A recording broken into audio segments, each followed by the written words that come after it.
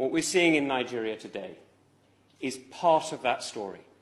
It's a tragedy that we are watching. It's a tragedy that we are all witnessing, because as we see things falling apart, the pressure this time is not foreign colonialism, forgive me. The pressure instead is corruption and violence and attempts at control. And that's why I totally agree with my honourable friend, the member for Edmonton. We need to call out the corruption. We need to use the powers that we have in this country to stop those who are profiting from the wealth of that great nation and hiding it here.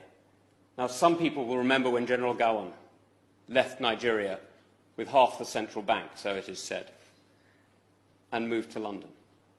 We know that today, even now, in this great city of ours, there are, sadly, some people who have taken from the Nigerian people and hidden their ill-gotten gains here. We know that our banks, sadly, have been used for that profit and for that illegal transfer of assets. And that means that the UK is in an almost unique position in being able to actually do something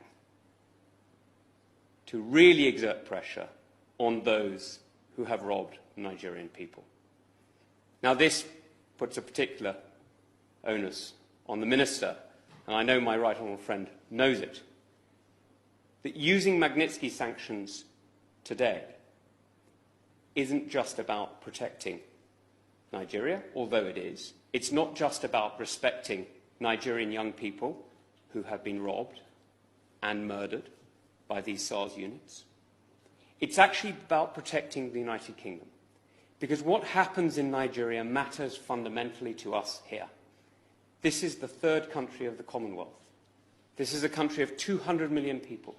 It is going to be the great economic powerhouse of Africa and one of the great economic powerhouses of the world.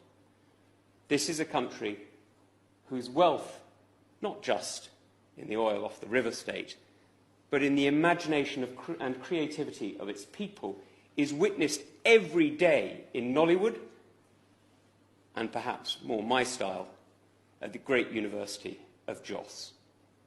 This is a country that gives so much to the world already, despite the fact that it is ill-governed, brutalised and robbed.